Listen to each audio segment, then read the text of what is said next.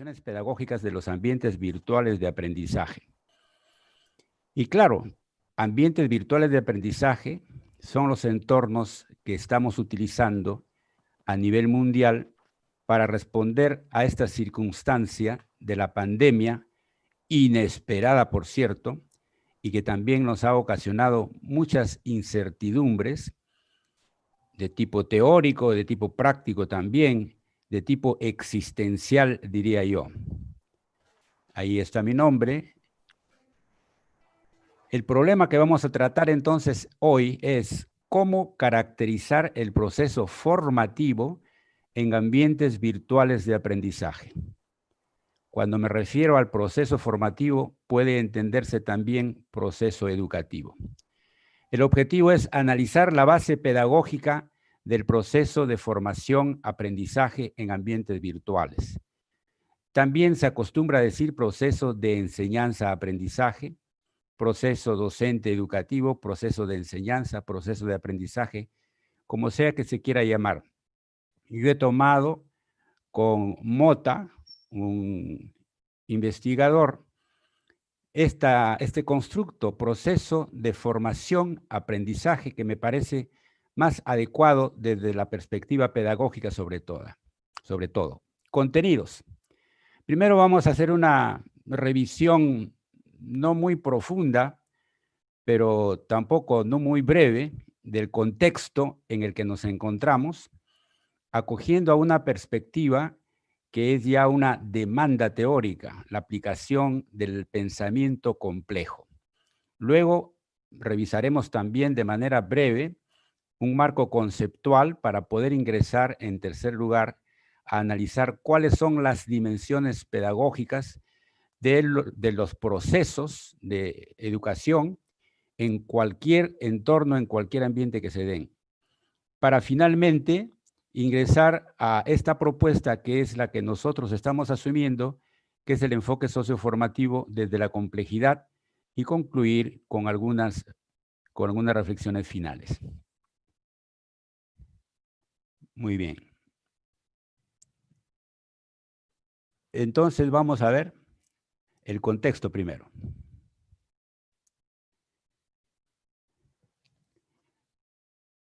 Hoy día yo voy a ingresar a plantear una perspectiva que puede considerarse metodológica o también puede considerarse una actitud filosófica que implica partir de una cosmovisión. Parece que vivimos tan agobiados y vivimos tan preocupados de reaccionar a resolver los problemas que día a día se presentan, que nos olvidamos que somos integrantes de un planeta, Tierra, y que somos además, como miembros de un planeta, miembros de un universo que es tan inmenso que no se podría medir casi, ¿no?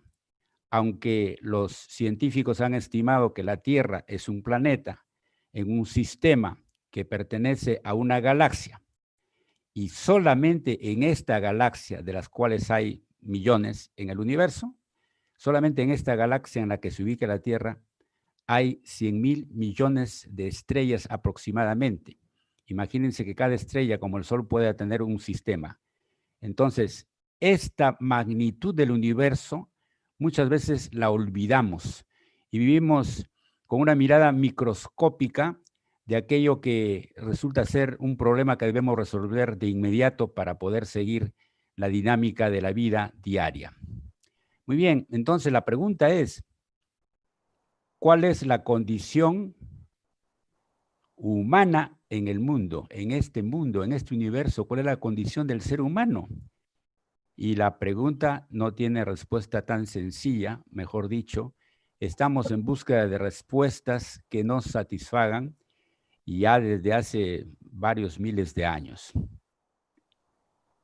Entonces, respecto a esta imposibilidad de estar seguro de las verdades que vamos descubriendo o que creemos ir descubriendo o que temporalmente acogemos como verdades comprobadas inclusive por la ciencia, uno de los pensadores contemporáneos de los últimos años francés, Edgar Morin o Edgar Morin, como se pronunciaría tal vez en francés, nos dice: en estas circunstancias, en este contexto, es necesario aprender a navegar en un océano de incertidumbres a través de archipiélagos de certeza.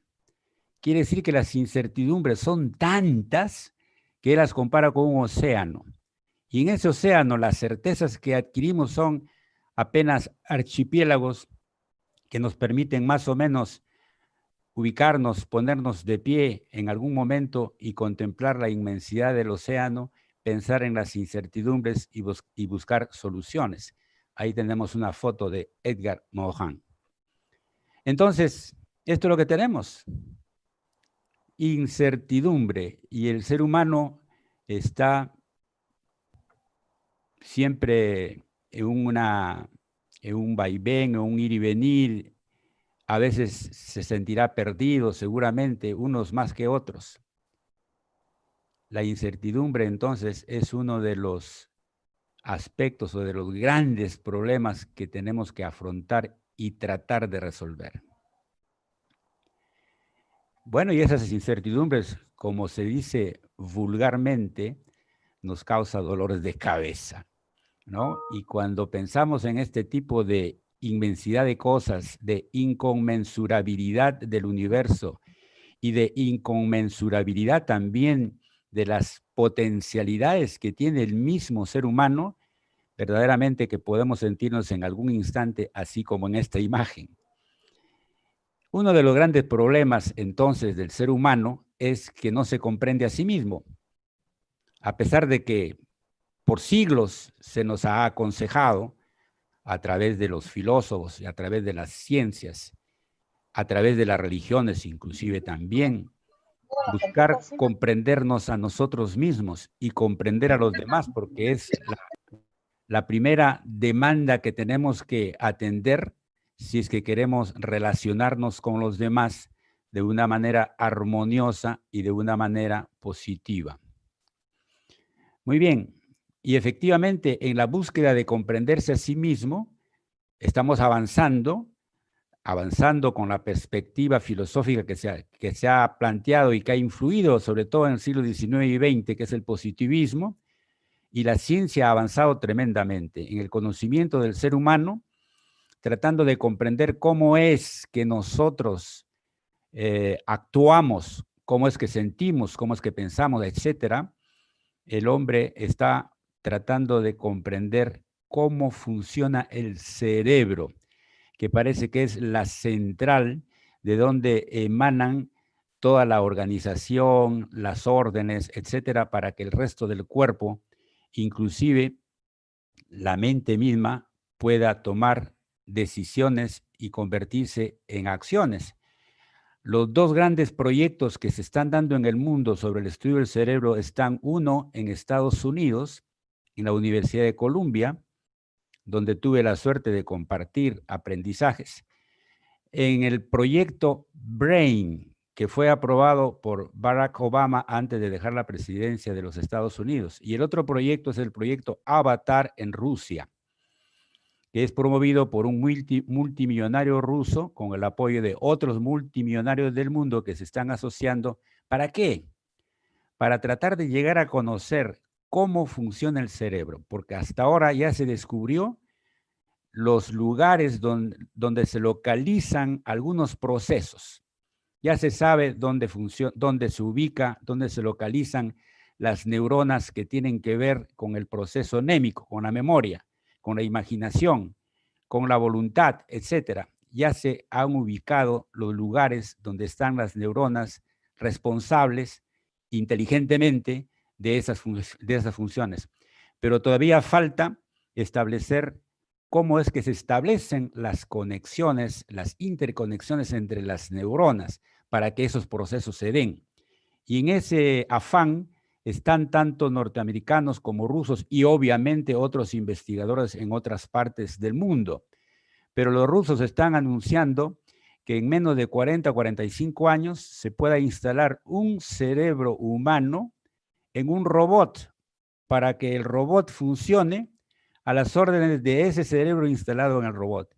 Por tanto, ese cerebro tendría, según la hipótesis esta, tendría prácticamente la eternidad. Ya no se moriría porque como es un robot, como es una máquina, no estaría pasible de enfermedades ni nada, excepto el cerebro.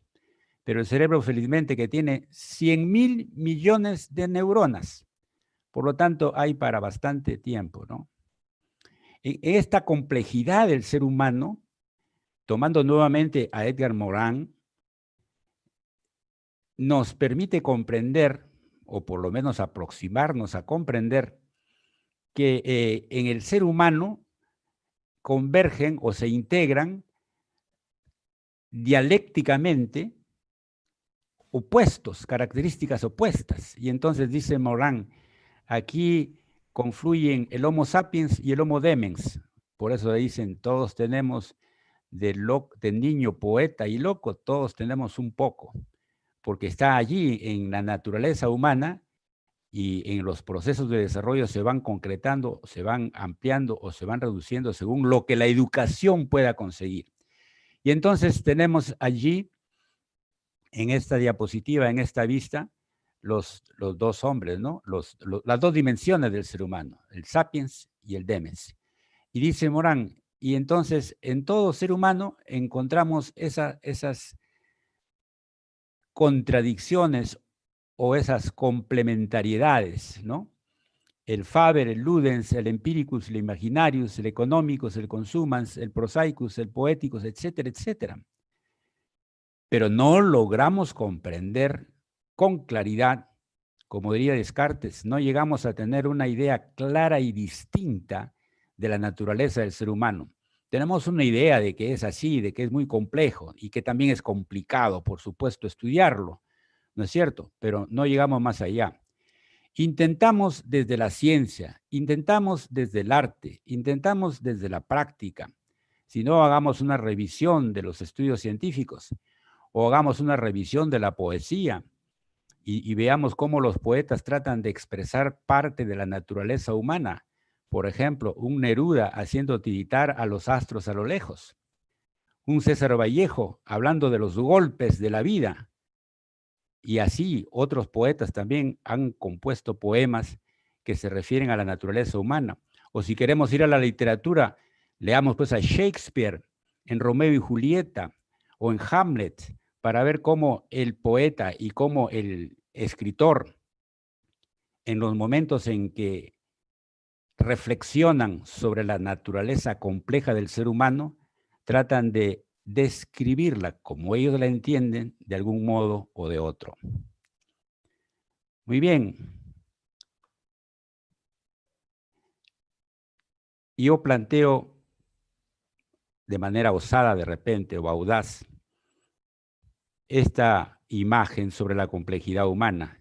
Tenemos la dimensión biológica, la dimensión psicológica, la dimensión social. Una definición muy simple del ser humano es un ser biopsicosocial. Y Morin nos llama la atención y dice, oye, hay muchas dimensiones más. Está la dimensión económica, la dimensión política. Si yo llego a la dimensión política y a la económica, tengo que pensar en la dimensión cultural, que es un poco más amplia y que tal vez abarca a las dos. Pero también tengo que pensar en la dimensión histórica, que resulta precisamente de la acción cultural del hombre. La dimensión religiosa, la dimensión planetaria. Esa dimensión planetaria probablemente no siempre la tenemos en cuenta. Y estoy poniendo hacia la derecha de la diapositiva, en la parte superior, la dimensión espiritual que quizás nos permita pensar en la integración de todas estas dimensiones. No podemos pensar en un ser humano solamente desde la dimensión biológica. No. Tenemos que pensar en la dimensión biológica, psicológica, social, integradas. Ni siquiera relacionadas, sino integradas. Y este ser también en su dimensión económica, política, cultural, histórica, planetaria, religiosa, espiritual, integradas. No se dan aisladas. el hecho de que el positivismo nos haya llevado a una hiperespecialización es lo que ha hecho que se estudie por separado lo biológico, por separado lo psicológico, por separado lo social. Y ahora la pretensión es ya no a la separación, hay que ir a la unidad, a la integración. Bueno, de esta parte del contexto, vamos ahora al otro contexto, al contexto de la sociedad. La sociedad actual está caracterizada por esto que fue megatendencia y que ahora es una realidad, la globalización. La globalización como un proceso complejo, un conjunto de fenómenos que se interrelacionan para establecer condiciones para la existencia de los seres humanos en el mundo. Las empresas que pudieron haber empezado pequeñas, conforme crecieron y entre comillas desarrollaron también sus mercados, ampliaron sus mercados y de ser empresas locales pasaron a ser regionales, luego nacionales, luego internacionales, y la internacionalización que abarcaba algunos países no les fue suficiente a los empresarios poderosos ya y decidieron entrar a este fenómeno de la globalización y mejor una empresa global, transnacional. Tomemos nota del prefijo trans, que es importante. Y esta globalización es la que define prácticamente la ruta que históricamente vamos transitando los distintos grupos sociales, los distintos grupos humanos en el planeta Tierra. Miren, algunos indicadores, resultado de la globalización. Las 3 personas más ricas del mundo tienen un patrimonio mayor que toda la producción de los 48 países más pobres del mundo. ¿Qué les parece? La educación básica en el mundo cuesta aproximadamente 6 billones de dólares, pero en cosméticos, solamente en los Estados Unidos, se gasta anualmente 8 billones, o sea, 2 billones más. Claro, es fácil hablar de billones a nivel de empresas transnacionales y a nivel a veces de personas, ¿no? Que, por ejemplo, caso Bill Gates. Bill Gates tiene su fundación con su esposa, la Fundación Melissa Bill Gates, y ellos donan anualmente millones de dólares. Son filántropos. Habrá que ver también si siempre la filantropía es 100% filantropía o si también hay alguna motivación, hablaremos más adelante otra vez de motivación, por ejemplo, que provenga de la reducción de la cantidad que se tiene que pagar de impuestos cuando hacemos donaciones.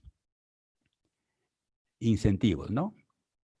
Vamos a dejar el contexto ahí porque de lo contrario podríamos tomar demasiado tiempo y eso nos presenta el riesgo de que ustedes en primer lugar se aburran o en segundo lugar se cansen o en tercer lugar desconecten sus equipos y me dejen hablando solo. Marco conceptual, un poco de la teoría. Mencioné algo del positivismo. No voy a hacer una revisión exhaustiva de las corrientes filosóficas que desde la antigüedad y durante toda la historia de la civilización humana han ido más o menos motivando o han ido dirigiendo la reflexión de los seres humanos y sus decisiones para actuar de una manera, para tomar una posición en el mundo, en la sociedad, etc. Pero el positivismo es el que ha presidido, es el que ha dirigido, entre comillas, estos asuntos, sobre todo en los siglos XIX y XX. Y claro, hay que relacionarlo con la educación porque es nuestro tema hoy día, no es de la filosofía pura. Y entonces el positivismo es una posición epistemológica que exalta el valor del saber científico. Cuando hablamos de los conceptos, definiciones, métodos, de los cuerpos teóricos de las ciencias, estamos haciendo epistemología. Para el positivismo, el único conocimiento auténtico es el conocimiento científico. Pero el positivismo plantea, el conocimiento científico se obtiene a través de la aplicación del método científico. Pero para el positivismo, el método científico es el método experimental, el único. Y entonces el positivismo de la filosofía que da como válido el conocimiento científico que se comprueba mediante la experiencia. En términos vulgares se puede sintetizar: ver para creer, ver para sintetizar todas las capacidades o todas las posibilidades de la percepción humana, los sentidos sobre todo. Pero el positivismo ha aportado la educación porque, repito, se ha sido predominante, ha sido una posición filosófica hegemónica en el siglo XIX y XX sobre todo. La educación, la economía, la política, todo tiene como base filosófica al positivismo. Y entonces, aportes del positivismo, la construcción del conocimiento científico. ¿Cuánto hemos avanzado en el desarrollo de la ciencia, en el desarrollo de la tecnología, en el desarrollo de la ciencia y tecnología como ya unidad dialéctica? No se puede tampoco estimar con precisión, ¿no? Sin pecar de repente, como diría Bunge, de irnos a hipótesis que no encuadran dentro del rigor científico. Sistematización del conocimiento científico, efectivamente, pero esa sistematización se ha dado en una organización disciplinar. Y hay disciplinas para los distintos sectores de la realidad que los teóricos, los académicos, los científicos estudian. Y entonces tenemos multiplicidad de disciplinas. Por eso es que decimos, hay que hacer un enfoque multidisciplinario para poder comprender las cosas de una mejor manera. Hablaremos de eso luego también. En el positivismo encontramos las bases epistemológicas de las ciencias. Tenemos un latinoamericano muy importante que hasta hace poco nos acompañó, Mario Bunge, que hace un estudio muy importante desde el punto de vista positivista, por supuesto, de la epistemología, ¿no? Muy bien, y entonces en el siglo XIX y XX hablamos de una educación científica.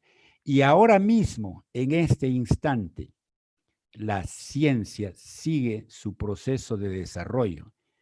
Y la dinámica de la ciencia se caracteriza todavía con bastante insistencia y predominio por el positivismo. Por el positivismo. Las metodologías de investigación todavía en gran medida tienen una base positivista, en gran medida.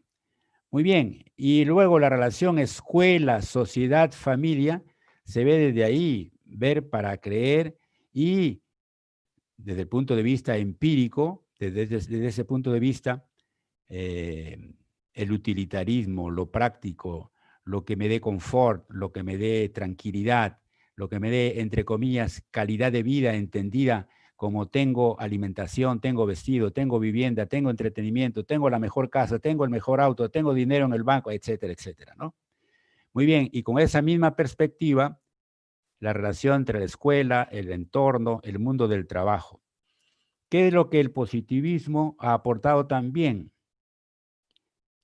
Nosotros como padres de familia, cuando nuestros hijos empiezan a alcanzar ciertos niveles de desarrollo que les va permitiendo ya empezar a desapegarse de los padres o de la influencia de los padres o de algunas tradiciones, los hijos que se van volviendo un poco rebeldes, nos preocupan a los padres y decimos, bueno, ¿y este hijo mío o esta hija mía qué debe hacer? ¿Cómo debo ayudarle para que se prepare de modo que pueda vivir adecuadamente en este siglo XXI, en este mundo? Y pensamos casi siempre, educación, que vaya a la escuela, que vaya a la universidad, que adquiera una profesión y que pueda ser un excelente profesional, un profesional competente. Muy bien, desde el punto de vista positivista, ¿qué significa un profesional competente? Aquel que tiene, valga la redundancia, competencias suficientes para poder resolver los problemas de su profesión. Muy bien, ¿y dónde ejercemos las profesiones? Las ejercemos generalmente en el modelo económico que corresponde al positivismo. Las ejercemos en las empresas. En las empresas. Y las empresas juegan entre oferta y demanda. Y las empresas quieren constituir la mejor oferta. Y para ello necesitan los mejores profesionales para que resuelvan los problemas de las empresas. Si es una empresa que produce bienes, para que la producción de los bienes sea de mejor calidad, con menor costo de producción, en el menor tiempo posible, ¿no? O sea, elevar la productividad. Muy bien, y entonces, en fin, las investigaciones empíricas tienen que ser de utilidad práctica. Cuando se justifica una investigación o un proceso de investigación, generalmente hay dos dimensiones que tratamos de salvar. La dimensión teórica científica, el aporte científico, y la significación práctica, resolver problemas de la sociedad. A muchas universidades se les acusa, dice, esta universidad que tiene tantos años, ¿cómo ha contribuido a la solución de los problemas de la realidad de este país? Cada uno en su país. ¿Por qué? Porque buscamos utilidad práctica también, ¿no? Que es una influencia positivista. Lo hemos aplicado y lo venimos aplicando para hacer estudios, para poder comprender nuevas cosas que no conocíamos antes en la realidad y para poder avanzar a ubicarnos mejor, a tener una mejor cosmovisión, ¿no es cierto?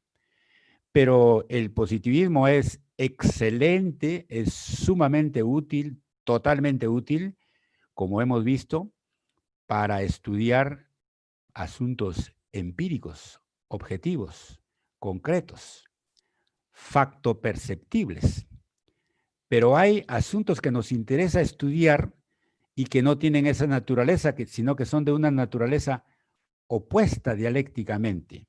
Por ejemplo, los aspectos afectivos. En general, los fenómenos subjetivos, intersubjetivos, no los podemos ver, no los podemos medir como quiere el positivismo. No podemos precisar leyes exactas sobre su comportamiento, sobre las relaciones que se dan entre los componentes de esos fenómenos. No.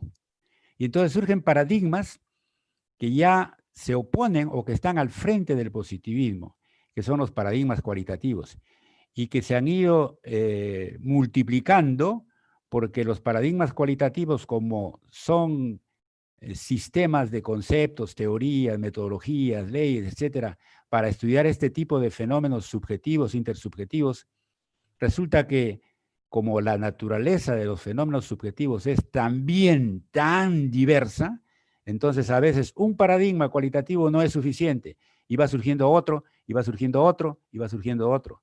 Y entonces, por ejemplo, Lather, citado por Tojar, plantea que hay paradigma interpretativo, hermenéutico, fenomenológico, crítico, neomarxista, postestructural, postmoderno, etcétera, etcétera, etcétera, porque él menciona no menos de 18, pero hay todavía muchos más, ¿no? Y nos encontramos en que el siglo XX, sobre todo la segunda mitad de las últimas décadas del siglo XX, y estas dos que van del siglo XXI, y siguen surgiendo nuevos paradigmas. Pero podríamos decir que la mirada general que dinamiza estos paradigmas emergentes es esto, es una nueva visión de la ciencia. Ya se trascendió la perspectiva mecanicista newtoniana, con la cual se entendía de que todo estaba predeterminado y pensábamos en procesos lineales, y ahora hemos pasado de lo predeterminado, de lo lineal, a lo flexible, a lo holístico y a lo ecológico. Y entonces, con la mirada del pensamiento complejo, decimos, la hiperespecialización nos ha permitido comprender muchos aspectos de la naturaleza individual, de la naturaleza social, del entorno, del ambiente y también del universo, por supuesto que sí. Ya hay programado un viaje a Marte por si acaso quieran inscribirse ustedes. Solamente cuesta unos cuantos millones de dólares, pero ya pueden hacer su reserva y estar en lista de espera, ¿no?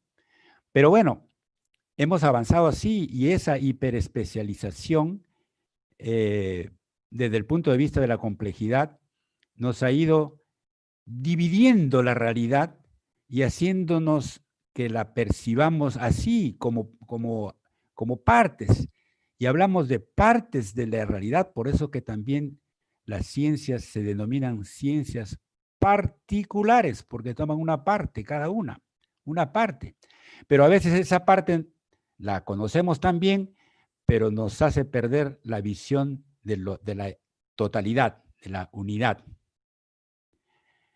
He conocido yo algunos técnicos europeos, técnicos, especialistas, expertos en su campo de acción, pero que sin embargo, más allá de aquello que corresponde a los problemas que puede resolver con su experiencia, con su sabiduría a nivel técnico, más allá no puede encontrar descripciones, explicaciones a muchas preguntas que él tiene, ¿no? Se ve encajonado, encerrado en ese compartimento que es su campo. Muy bien, entonces en el siglo XX y siglo XXI hemos pasado del énfasis en las partes al énfasis en el todo. Y por eso es que ahora este énfasis en el todo nos permite llegar a este nivel, al nivel de la complejidad, donde se nos reclama atender la multidimensionalidad, la interdisciplinariedad, la transdisciplinariedad, la autopoiesis a la que se refiere Maturana con la autoorganización de los sistemas complejos, la sinergia, para decirlo en un término un poco más sencillo. Y a nivel de educación, hablaríamos de la integralidad, porque parece que la educación, entre sus debilidades que podríamos identificar, está que trata de formar partes del ser humano, a pesar de que las leyes de los países, las leyes que sirven de marco normativo para los procesos educativos, establecen como finalidad de la educación el desarrollo integral del ser humano. ¿Qué significa integral y cuánto conseguimos de ello en todo el tiempo, en todo ese lapso que un ser humano está en la escuela, desde los 0 años hasta, bueno, no sé cuántos años, porque algunos se retiran a los 20, otros a los 25, otros a los 30, otros a los 40 y otros tenemos 290 años y seguimos estudiando. Bien, en todo este marco conceptual, la educación actual tiene una gran influencia de la teoría crítica, que surge de la escuela crítica, pues en Alemania, ¿no? En la escuela de Frankfurt, con Marcuse, con Horkheimer, con Adorno, con Habermas. Y Habermas nos plantea la teoría de la acción crítica, de la acción comunicativa. Pero nosotros cuando hablamos o cuando pensamos en la teoría crítica, pensamos en términos de problemas, como buenos teóricos que pretendemos ser, y decimos, ¿qué significa formar personas críticas? Ustedes seguramente ya están contestándose mentalmente.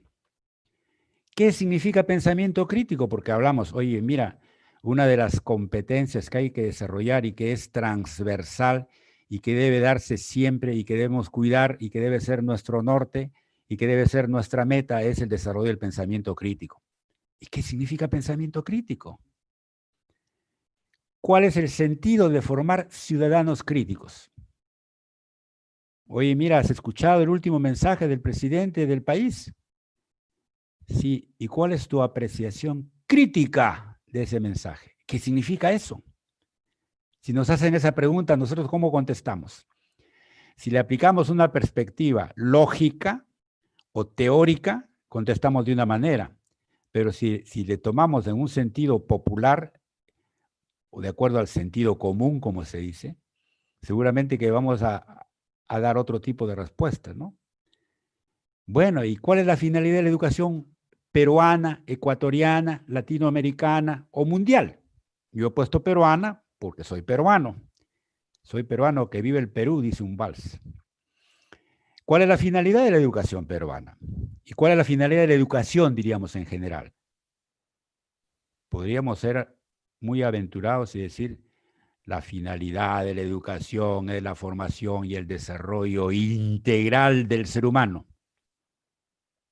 Y luego surge de inmediato la pregunta, ¿eso es una utopía? ¿Eso es factible? Hagamos una revisión histórica, histórico-tendencial de la educación, a ver cuánto se ha conseguido de este desarrollo integral y hacia dónde vamos ahora en el siglo XXI. Porque hay ejemplos de personas que han transitado por todos los niveles de la educación, incluidos doctorados, postdoctorados, y hay, lamentablemente, unos pocos, felizmente pocos, pero hay, que ya no son tan pocos, que están en las cárceles, porque el aspecto ético, el aspecto de la conducta social no se les atendió adecuadamente, no se desarrolló ese aspecto que corresponde parte de lo integral en el ser humano. Muy bien. Ya llegamos a las dimensiones pedagógicas. Ustedes estarían pensando, oiga, el título de su disertación era Las dimensiones pedagógicas en ambientes virtuales y hasta ahora no dice nada. Una mala noticia. Todo lo que he dicho tiene que ver con las dimensiones pedagógicas. Y ahora vamos a aclararlo un poco. La pedagogía como ciencia estudia el proceso formativo de la persona humana. Y hemos estado hablando de la persona. Y hemos estado hablando de la complejidad de la persona. Por lo tanto, si la pedagogía estudia el proceso formativo de esta persona, si estudia a la persona en su formación, tiene que tener una mirada así, ¿no? La educación tiene que ser integral porque la persona no se puede dividir. Cuando ustedes me están escuchando, seguramente muy atentos, la atención, que es un proceso cognitivo, la atención, se puede dar aislada de la memoria, de la voluntad, de la inteligencia. Se puede dar aislada del contexto social. Se puede separar de los procesos biológicos que estamos viviendo cada uno de nosotros. Algunos con sed, otros con hambre, otros con cansancio, otros con sueño. No, O de las perspectivas que tenemos como profesores universitarios, o como miembros de una familia, o como miembros de una institución, o como líderes en algún sentido de la palabra. No, no es cierto. Muy bien, y entonces este proceso formativo de la persona, como es formativo y busca su desarrollo, tiene que prepararlo para la vida. Al menos así lo plantea Álvarez, Carlos Álvarez de Zayas, cubano, uno de nuestros profesores. Bueno, y aquí tenemos que si pensamos formar al ser humano como individuo, ¿qué nos dice el pensamiento complejo? El individuo y la sociedad constituyen un bucle y tienen una relación dialéctica. ¿Podemos formar a un individuo aislado? No. Tenemos que formar un individuo para que actúe en la sociedad, como miembro de la sociedad. ¿Y podemos pensar en la sociedad sin atender al individuo? No, no podemos entender la sociedad si no entendemos al individuo. Por lo tanto, los individuos son partes, son elementos de la sociedad y cada uno de esos elementos interactúa de modo tal que configura la unidad llamada sociedad.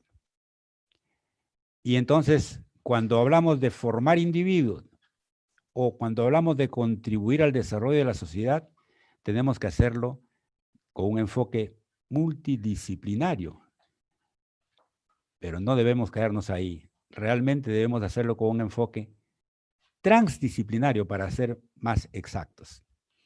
Entonces, el desarrollo del individuo y el desarrollo de la sociedad, que estamos viendo también que se da de una manera dialéctica entre ellos, tiene que verse desde la multidimensionalidad. Y esto me lleva a la educación.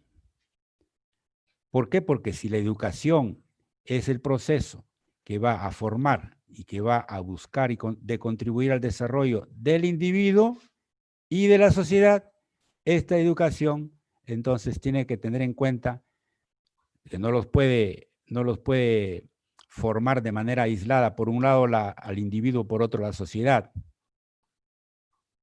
Y entonces la educación, para lograr el desarrollo del individuo y el desarrollo de la sociedad, tiene que pensar con la cosmovisión de la que hablábamos al inicio y tiene que hablar del desarrollo humano, o sea, la integralidad, la totalidad de los individuos, de los miles de millones que existen en el planeta y que seguramente no son los únicos seres con estas características que existen en el universo, ¿no? Y debe pensar en una sociedad que actúe, cuya dinámica, cuya autoorganización esté orientada siempre a garantizar el desarrollo humano. Entonces, la educación, desarrollo individual, desarrollo social para el desarrollo humano, no para otra cosa. ¿Y qué pasa en la práctica? Hasta los mismos educadores nos olvidamos a veces de estas dimensiones, ¿no? En términos teóricos, la pedagogía, a través o con la didáctica, de manera más próxima, el currículo busca el desarrollo humano. Entonces, cuando se plantean los perfiles de egreso de los estudiantes de un nivel educativo a nivel macrocurrículo, estamos pensando en términos de desarrollo humano. Y luego, ¿cómo organizamos el proceso? ¿Con qué diseño curricular? Tiene que ser un diseño curricular que no abandone esa visión del desarrollo humano. Y siempre, como el ser humano es complejo, el currículo, la didáctica, la pedagogía y todas las demás ciencias de la educación y las afines, las complementarias, tienen que pensar en una manera transdisciplinaria.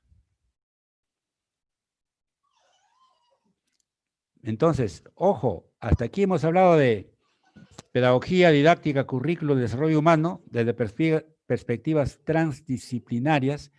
¿Por qué? Porque las disciplinas tenemos que integrarlas para poder garantizar que comprendemos la unidad del ser humano, ¿no? La unidad del ser humano. Y entonces, estas modalidades de desarrollar el proceso son la presencial y la virtual. Y entonces aquí llegamos a un punto importante. Decimos, ¿cuáles son las dimensiones pedagógicas en los ambientes virtuales? La pregunta. Y la respuesta, son las mismas que en la modalidad presencial. No tienen por qué ser diferentes, porque los ambientes virtuales son los entornos, son los espacios que hemos generado para poder cumplir, para poder desarrollar el proceso educativo. Pero como el proceso educativo busca la formación del ser humano, entonces las dimensiones pedagógicas no tienen por qué ser distintas, son las mismas, ¿no? Muy bien.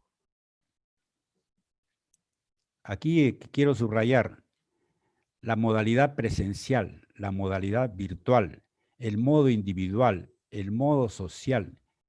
Son las maneras, las metodologías que utilizamos para poder cumplir con el proceso didáctico, aquel que corresponde a la forma de interactuar docentes, estudiantes, escuelas, estudiantes, profesores, padres de familia, comunidad, para lograr el desarrollo del individuo y de la sociedad.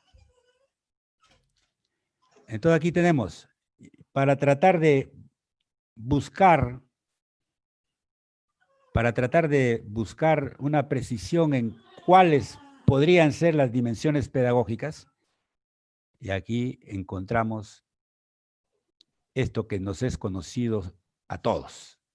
A fines del siglo pasado, UNESCO pidió a un equipo presidido por Jacques Delors que nos hiciera una revisión histórica y una propuesta de cómo debe ser la educación en el siglo XXI, ¿no? Y se plantean los famosos 4 saberes. Los 4 saberes: ser, saber, hacer y vivir juntos, que no se dan por separado. Mejor, no deben darse por separado. Y todo lo que va del siglo XXI, todas las posiciones, las posturas pedagógicas, didácticas, curriculares, han respetado estas 4, llamémosle ahora, dimensiones, pues, dimensiones pedagógicas. En el proceso formativo tenemos que atender el saber, ahí nos hemos concentrado mucho, y de una manera, primero unidisciplinaria, después multidisciplinaria y después interdisciplinaria. Me parece que todavía no llegamos a lo transdisciplinario. Nos hemos concentrado un poquito también en el hacer, ¿no? En el hacer, sobre todo con la escuela activa y el learning by doing de John Dewey, y desde donde nace todo el constructivismo, probablemente, ¿no? Y bueno, desarrollado ya por otros. Y tenemos Piaget, Ausubel, Brunner, Vygotsky, etcétera, etcétera. Bueno, nos hemos olvidado un poco de trabajar la dimensión vivir juntos. ¿Por qué? Porque el marcado positivismo lleva a muchos a distorsionar la finalidad de nuestro proceso formativo. ¿Y yo para qué estudio? ¿Para qué? Para vivir bien, yo y mi familia. Fíjense, yo primero, yo segundo, yo tercero. ¿Y eso de vivir juntos? Mientras mi familia esté bien, bueno, de los demás, ojalá que estén bien. Pero si no lo están, ¿yo qué puedo hacer? No hay una vocación, no hay una responsabilidad social, como se dice.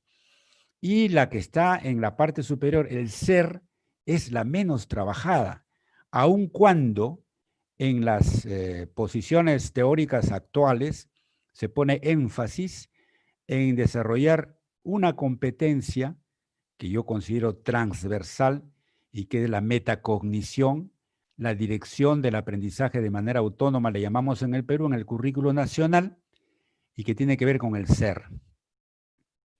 Ya Edgar Faure hace muchos años escribió Aprender a ser, ¿no? Y pedagógicamente no ha variado mucho la posición teórica de cuál es la finalidad de la educación, ¿no? La finalidad de la educación tiene que llegar a la comprensión del ser para poder ser realmente humano.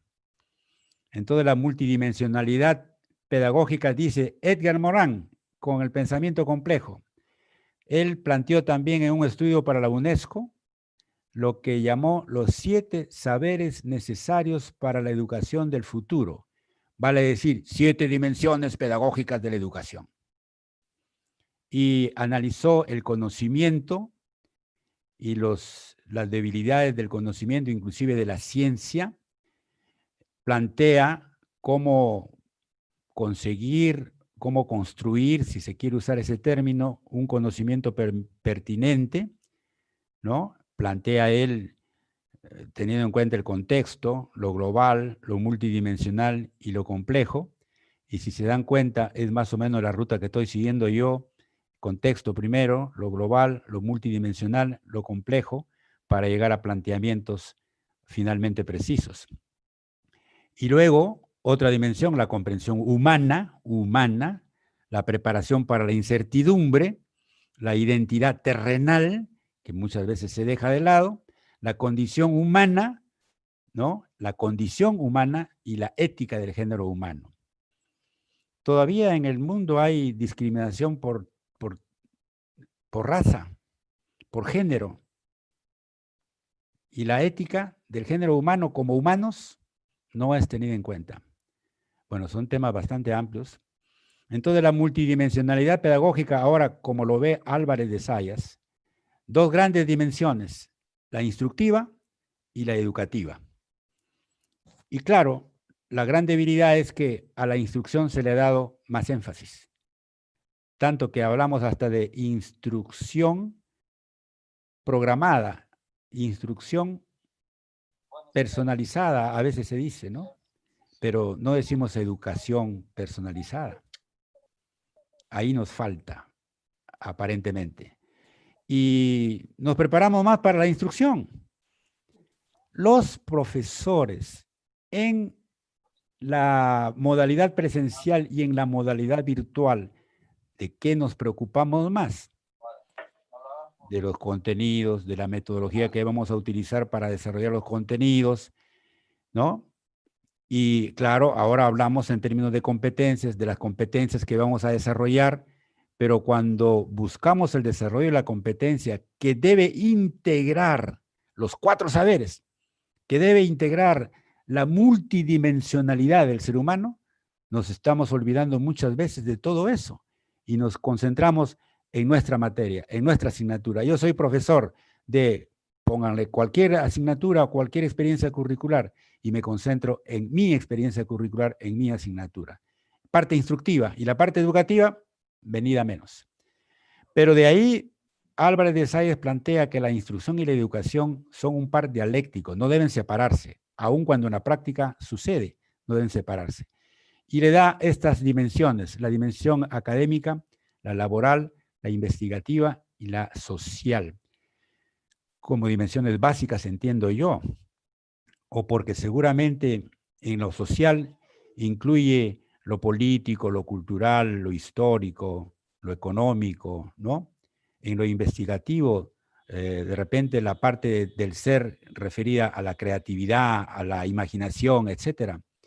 La laboral para establecer el puente entre el individuo y la sociedad. Y lo académico porque si no hay conocimientos, no podemos desarrollar las otras dimensiones. Muy bien, y las propuestas pedagógicas que se han dado a partir de considerar todas estas dimensiones que plantea Álvarez, que plantea Morán, que plantea Deleuze, que plantean otros, ¿no? Que plantea la pedagogía crítica, etcétera, han surgido muchas propuestas que responden a los tipos de organización y desarrollo social que se van logrando en el tiempo. Yo encuentro, como dije hace unos minutos, que en esencia, la manera de comprender la pedagogía no ha variado a través del tiempo. Lo que más varía es la forma de entender la didáctica, que es la ciencia ya específica para dirigir el proceso de enseñanza-aprendizaje, que sirve para concretar una concepción pedagógica. Y entonces, hablemos de la escuela nueva, no dejemos la tradicional ahí porque, como repito, no ha variado y todavía se da. Aquí en el extremo izquierdo, inferior, vemos tecnología educativa. He puesto algunas de las que se han dado, ¿no? Históricamente, para llegar finalmente al énfasis en competencias. Se habló primero de un enfoque de formación por competencias. El equipo de Tobón amplió el constructo y ya de formación por competencias se habló de enfoque socioformativo, ni siquiera modelo, como él mismo lo dice, sino enfoque socioformativo. Y yo estoy insistiendo, por lo menos esta noche y en los últimos años, y mi tendencia es seguir insistiendo, el énfasis en el desarrollo humano. No quedarme solamente en las competencias. ¿Por qué? Porque finalmente, ¿qué tipo de competencias son las que desarrollamos? ¿Qué tipo de competencias son las que desarrollamos? Ya lo hemos dicho, competencias profesionales, pero no competencias para el desarrollo humano. Y las competencias profesionales nos llevan a la competitividad. ¿Quién es mejor? Yo soy empresario, ¿a quién contrato? ¿Al mejor o al peor? al mejor. ¿Quién es el mejor? El que me resuelve mejor los problemas, el que me ayuda a que desarrolle más mi empresa, el que me ayuda a multiplicar mucho más mis ganancias, mis utilidades. A él lo contrato, por él es el mejor, con la perspectiva positivista. Hay que buscar el desarrollo integral de competencias para el desarrollo humano y se requiere entonces un nuevo enfoque desde la complejidad, que es la transdisciplinariedad. Yo encuentro en el enfoque socioformativo complejo una aplicación del pensamiento complejo y que nos permite plantear la pedagogía, la didáctica, el currículo, que son 3 ciencias integradas dialécticamente, nos permite integrarlas y nos permite aplicar la transdisciplinariedad para buscar lograr la unidad en la formación, el proceso formativo. Entonces, en este enfoque socioformativo complejo se plantean competencias esenciales para la sociedad del conocimiento. Cada competencia se puede entender como la expresión de una dimensión pedagógica: proyecto ético de vida, trabajo colaborativo, responsabilidad social, emprendimiento, comunicación bilingüe y gestión del conocimiento. No son todas, pero son las básicas de repente. Cuando profundizamos en el estudio del enfoque socioformativo, encontramos otras competencias. Pero aquí, pues, el trabajo colaborativo es una muy importante. Todo en función de un proyecto ético de vida. ¿Cuántos de nuestros estudiantes tienen su proyecto de vida? En la primaria, en la secundaria, en la educación superior. ¿Cuántos tienen su proyecto de vida? ¿Cuántos de nosotros tenemos un proyecto de vida claro y tenemos metas para de aquí a 5 años, 10 años? No digamos 20, 30, porque de repente ya no vamos a estar. Bueno, ¿y cómo lograr estas competencias esenciales? Los educadores: autoevaluación, evaluación por competencias, compartir experiencias reales con pares y un proyecto formativo por semestre. Son algunas estrategias o estrategias básicas de las cuales podemos generar otras. Y aquí hay algo importante. Bueno, hoy me han permitido ustedes, por lo cual estoy muy agradecido y honrado, compartir con ustedes algunas experiencias que son parte de la autoevaluación que yo hago sobre la manera como voy desarrollando una cosmovisión actualizada permanentemente. Y por lo tanto, como voy actualizando también mi posición sobre la pedagogía, sobre la educación en general y sobre lo demás, la interacción y la integración de las disciplinas. Entonces, el desarrollo de competencias tiene que analizarse desde la perspectiva de los docentes y de la dimensión de los estudiantes, básicamente. Porque ahora en el trabajo que se hace en ambientes virtuales, ¿qué pasa? Docentes necesitan tener y desarrollar competencias digitales, así se llaman. Y los estudiantes también, pero también los padres de familia, que son los que están acompañando y siguiendo, ayudando, complementando el trabajo de sus hijos en su casa. Y ahí hay problemas, ahí hay limitaciones. Ahí están las competencias docentes, proyecto ético de vida, etcétera, son similares a los de los estudiantes. Aquí se pone en la parte comunicativa la comunicación bilingüe. No sé, yo estaba por cambiar este término de bilingüe por asertivo, comunicación asertiva. Y significa comunicación multilingüe. No basta con 2 idiomas, necesitamos ya ir incorporando más idiomas en nuestro acervo lingüístico. Competencias de los estudiantes similares. Y aquí miren, pensamiento crítico está como una competencia. En el Perú, por lo menos, se considera como una competencia transversal, pero no específicamente como una de las 31 competencias que están en el diseño curricular de la educación básica. El trabajo colaborativo es importante Y cuidado que en la universidad a veces, algunas universidades dicen, por ejemplo, la investigación tiene que hacerla de manera individual. Y entonces, ¿y la transdisciplinariedad y la multidisciplinariedad y la interdisciplinariedad dónde quedan? No, tiene que hacer un trabajo individual y lo va a defender individualmente. Y sin embargo, en las aulas buscamos el trabajo colaborativo y formamos equipos de trabajo. ¿Están listos para formar equipos de trabajo y trabajar ahora unos minutos? Yo ya termino en unos pocos minutos. Entonces yo planteo estas dos competencias transversales, metacognición y las competencias digitales. También están planteadas así en el Perú, ¿eh? Y yo asumo eso. Miren aquí algunas cosas. ¿Cómo veo yo los procesos metacognitivos? Esto es una síntesis a la que yo he llegado, ¿no? Por acá empezamos. Todas las actividades del ser humano son resultado de los aprendizajes que ha ido construyendo o logrando a través de su vida.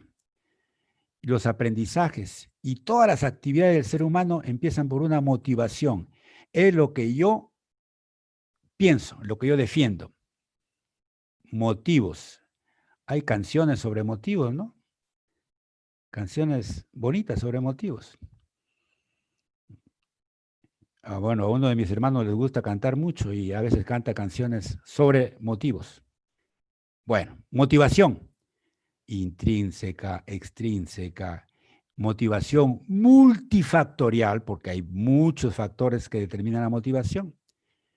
Cuando hay una motivación o cuando la motivación se configura, esta motivación desencadena de inmediato e integra la voluntad, el motor que va a poner en funcionamiento todo lo demás.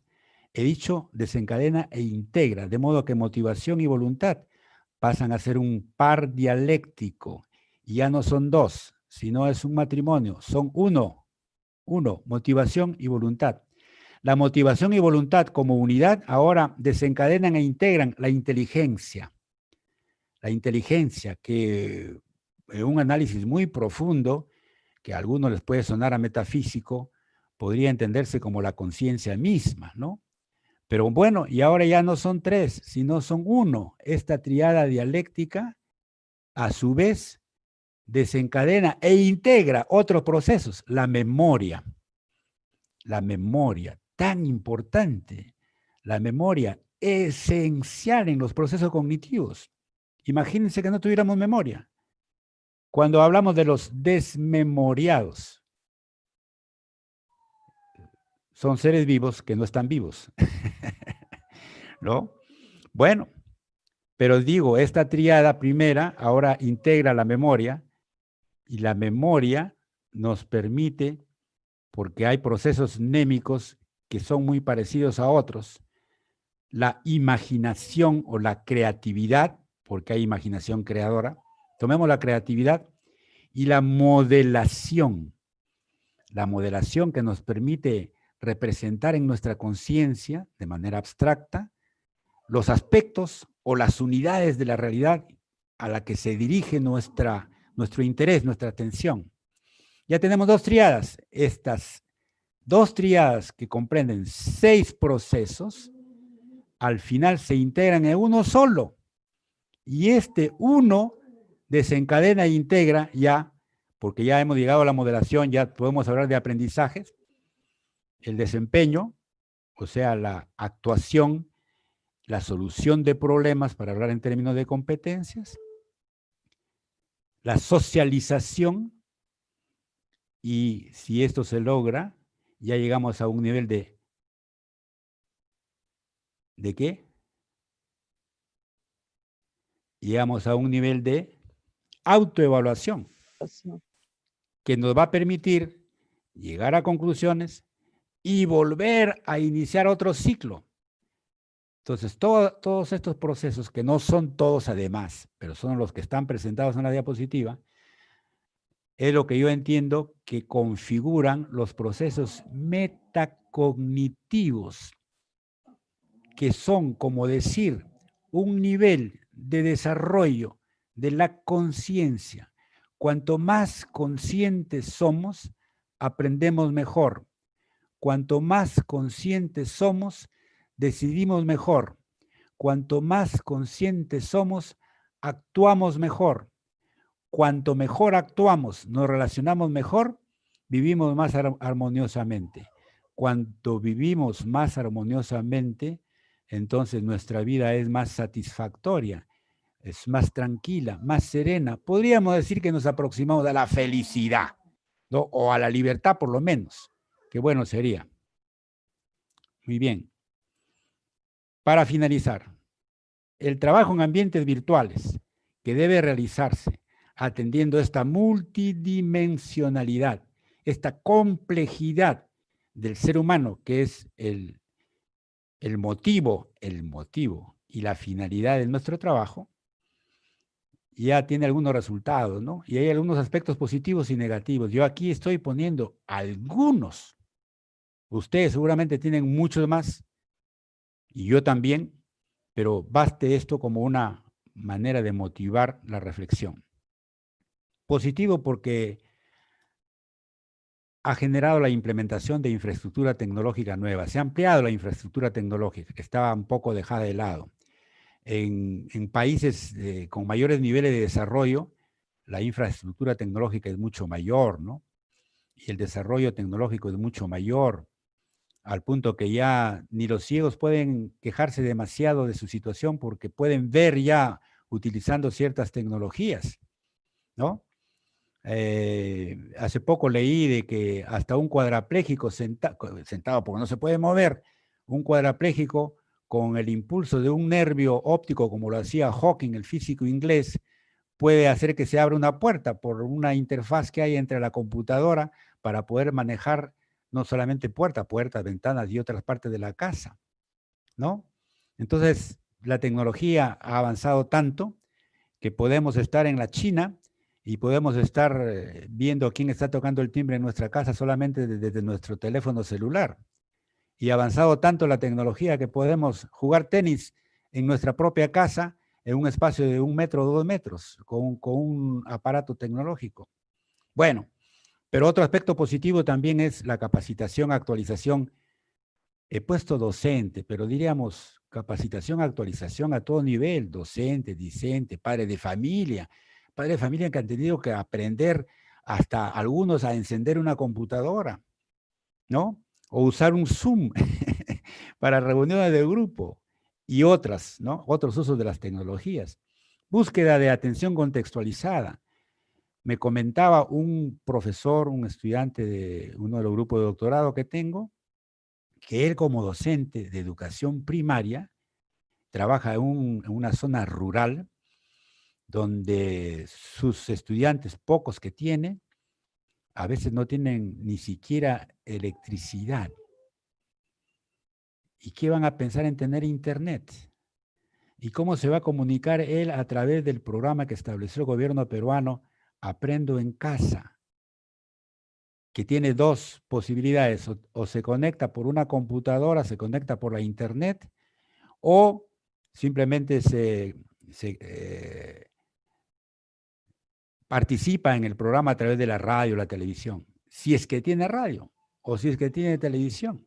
Y entonces él ha tenido que ver la manera de utilizar su propio teléfono con sus megas para poder permitir el acceso de algunos de sus estudiantes, ¿no?, a los programas de Aprendo en Casa y tratar de desarrollar y de cumplir con los planes educativos que estableció el Ministerio de Educación. Bueno, desarrollo de nuevas tecnologías, sí. Reflexiones teóricas, estamos reflexionando mucho. Estas reflexiones de hoy día, por ejemplo, son un aspecto positivo, ¿no?, del trabajo en ambientes virtuales. Innovaciones didácticas, definitivamente, el proceso de enseñanza-aprendizaje, sin renunciar a las dimensiones pedagógicas, a la multidimensionalidad pedagógica, ¿no? La didáctica se ha innovado y se innova todos los días. Una reconceptualización de la cosmovisión. Ya no vemos al hombre en la sociedad Ya no vemos al hombre aisladamente. Ahora volvemos a las cosmovisiones o a la búsqueda de cosmovisiones que se planteaban desde la antigüedad los filósofos. Pero también hay aspectos negativos, ¿no? Acceso limitado que produce frustraciones, hasta sufrimiento en niños. Ahí vi al ingresar a mi computadora hace un rato, pude ver que un padre de familia argentino estaba ofreciendo su mano de obra, él es albañil, para que pueda pagar una computadora para que su hija siga estudiando, porque tiene la limitación de que no tiene una computadora. Y entonces él, pensando en que su hija necesita continuar con su proceso educativo, necesita la computadora y él no tiene dinero, no tiene trabajo. Dice, por favor, alguien, yo le pago con trabajo para comprar una computadora para mi hija que va a cumplir 15 años y me ha pedido que le regale una computadora para poder estudiar, no para entretenerse. Imagínense, es un aspecto negativo, ¿no? La carencia de competencias digitales, que ya la mencionamos, el énfasis a la dimensión instructiva otra vez, es que no hay esa conexión humana. Yo cuando no puedo verlos a ustedes a los ojos, y el contacto visual es uno de los factores fundamentales en la comunicación educativa efectiva y eficaz, como decía David Berlow, ¿no? No hay esa comunicación. Un silencio, una mirada, una sonrisa son formas de comunicación humana y también de comunicación pedagógica y también de comunicación didáctica. Eso nos delimita metodológicamente. El incumplimiento de actividades y tareas por parte de los estudiantes, por las limitaciones que ya mencioné. Eso implica que la evaluación que hacen los docentes y la evaluación que hacen los gestores de las instituciones resulta deficiente. Se distorsiona también la formación en valores y otros aspectos que seguramente ustedes tienen para anotar y para regalármelo por mi correo. Conclusiones. Al fin, conclusiones, doctor, ya terminamos. Sí. Primero, la visión compleja del proceso de aprendizaje es irrenunciable, porque si no, es no ver al ser humano como es. La pedagogía, la didáctica, la teoría curricular que constituyen una triada dialéctica deben enfocarse desde la transdisciplina. Tercero, hay que buscar como competencia transversal el desarrollo de la competencia metacognitiva, desarrollo de competencias digitales, metodología basada en investigación científica, sí, esto es un aspecto positivo del positivismo, uso de técnicas de trabajo colaborativo, evaluación para aprender. Todavía hay profesores o hay instituciones que norman la evaluación para una calificación, para promover o para retener. Y los estudiantes en sus procesos metacognitivos, aquellos que los realizan, tienen una dirección, o es metas de aprendizaje o es metas de promoción. Yo voy a aprender, pero para poder ser promovido, para poder obtener mi cartón. Y muchos dicen, yo solamente quiero estudiar por el cartón, porque sin el cartón, sin el diploma, sin esa acreditación, no voy a poder avanzar en mi trabajo. Y entonces las últimas dos cosas finales. Hablamos de preparar para la vida. Desde mi perspectiva, que he tratado de fundamentar, significa desarrollar la autoconciencia para aplicar los talentos en la solución de problemas. Y finalmente, preparación para la vida significa preparación para el desarrollo humano. Les agradezco su atención, su paciencia, su buena voluntad y su buena fe.